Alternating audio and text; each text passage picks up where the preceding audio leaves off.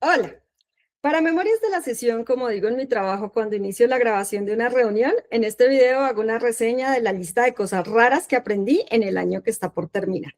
A diferencia de la lista de cosas raras que Albi aprendió en el 2025, mi lista esta vez no se caracteriza por su pletoricidad. Esta fue una de las palabras raras que aprendí en este año. Aunque la palabra más usada y aceptada por la RAE es el sustantivo plétora, que significa abundancia, el término pletoricidad existe y define el estado cualidad de tener plétora, lo que significa tener algo en exceso, cosa de la que carece mi lista de cosas raras.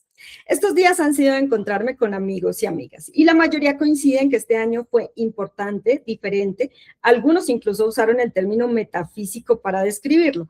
En el 2025 algunos se convirtieron en papás y mamás, otros se mudaron de casa, otros se casaron, incluso uno perdió a alguien importante en su vida. Para mí, en cambio, este fue un año aburrido, por no decir insípido, soso o prosaico.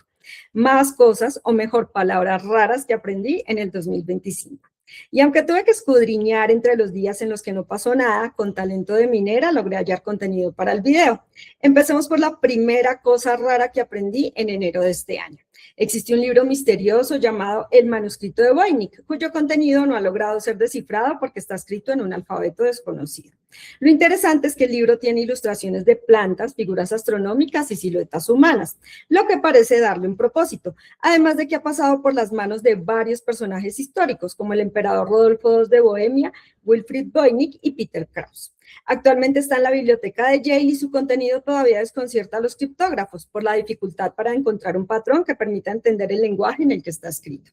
Cerca de terminar el primer semestre del año aprendí a pintar con acuarelas. El curso venía con algunas curiosidades y considerando la escasez de cosas raras en mi lista, las curiosidades hacen mérito para ser incluidas en el video. La pintura en acuarelas tiene su origen en China y Egipto y data del siglo III a.C. Los ingredientes básicos de las acuarelas son pigmento, goma arábiga y agua. Eran usadas por los exploradores para ilustrar sus observaciones y fueron popularizadas por los hermanos Reeves en el siglo XVIII.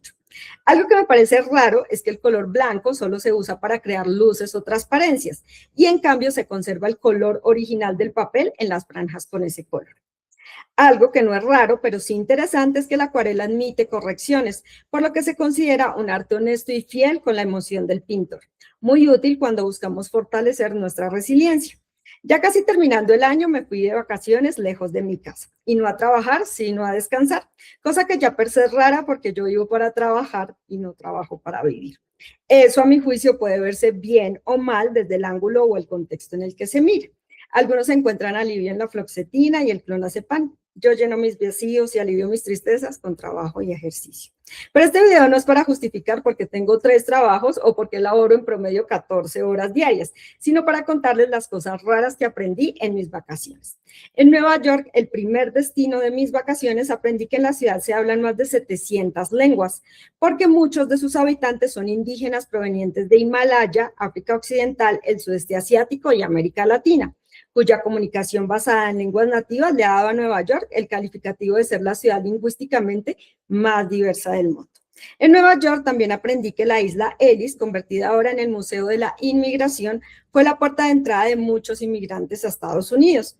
En la isla se procesaron las admisiones de más de 12 millones de personas, que como cosa curiosa eran sometidas a la inspección del párpado, una prueba en la que les giraban el párpado para detectar si tenían tracoma, una infección ocular muy contagiosa.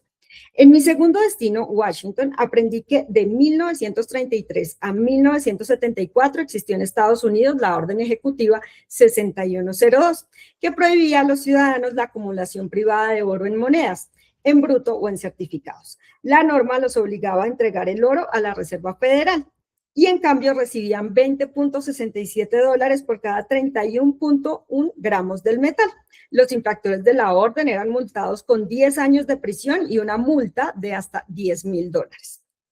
A mi regreso del viaje aprendí que nos podemos lesionar sin golpearnos. Yo me lesioné la pata de ganso, una zona de la rodilla donde convergen los tendones de 3 músculos, el sartorio, el recto interno y el semitendinoso, que juntos forman una estructura similar a la pata de un ganso.